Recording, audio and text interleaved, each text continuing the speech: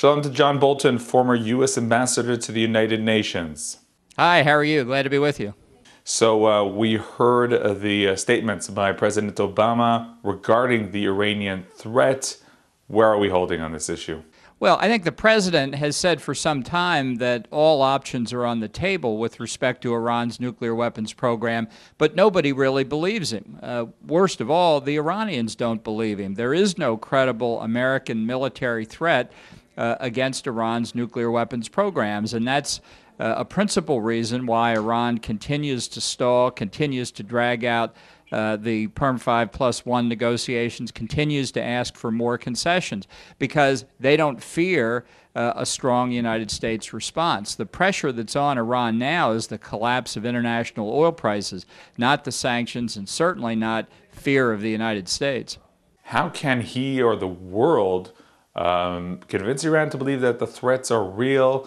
How can the deterrence be revived? Well, when I first started working on the Iranian nuclear weapons program almost 14 years ago, we thought we could force Iran to give up the program if we had comprehensive, strict, strongly enforced economic sanctions and a credible threat of military force. But over this almost 15 years now, the sanctions have been ineffective. The threat of military force has been weak, and I don't think there's time now for sanctions to work. I think sanctions work in limited circumstances in the best of times, and Iran is really past that. So I think you're down now to two very unattractive choices. One is Iran gets nuclear weapons, and that is the most likely outcome.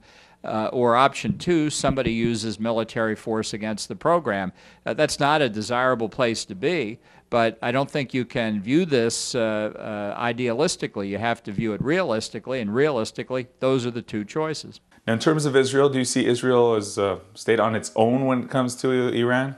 Well, I think the two countries are as close as they've ever been, but for the remaining 2 years of the Obama administration, Israel is on its own when it comes to Iran's nuclear program. The president simply will not take the steps that are necessary. He's not done it for the last 6 years. There's no indication he's going to change his opinion now. And in fact, given what he's said publicly in the past few months, I'm very worried that he will grant full diplomatic recognition to Iran and even take a trip to Tehran. I think he sees that as part of his legacy. I think that lets Iran out of the small box that they're in and really leaves it in their hands to build nuclear weapons at a time of their choosing. I think, unfortunately, that's why the spotlight is on Israel, and whether, as it has twice before in its history, Israel will strike against a nuclear weapons program in the hands of a hostile state. It shouldn't be Israel's problem. Iran is the world's problem, but I think that's where we are at the moment. In terms of the Palestinian issue, we're seeing the attempts of the Palestinian Authority to unilaterally declare a state in the United Nations. How could and should Israel respond to this? Well, I think Israel has to continue rejecting the idea that there's a legitimate Palestinian state. There is not. It's just simply not anything consistent with international law, customary, or treaty.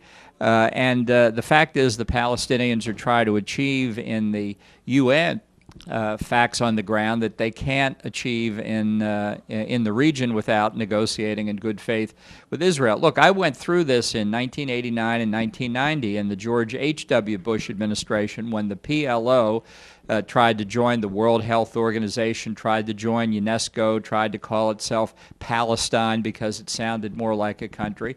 And George H.W. Bush and Jim Baker, Secretary of State, put together a program that said any UN agency that enhances the status of the PLO will lose all of its U.S. contributions. The Congress actually put that into law. The Obama administration essentially gave all that away by not standing up to this blue smoke and mirrors campaign. And I'm afraid Israel, again, is in a very difficult position in the UN system when it doesn't have strong U.S. leadership, and that's not going to happen for the next 2 years. I think you've got to be realistic about this. Obama can say all he wants, that he has Israel's back, but anybody in Israel who believes it is deceiving himself. John Bolton, thank you very much for joining us. Well, thank you for having me, and we look forward to seeing Prime Minister Netanyahu addressing Congress in February. I understand he's just accepted the Speaker's invitation. That's very good news.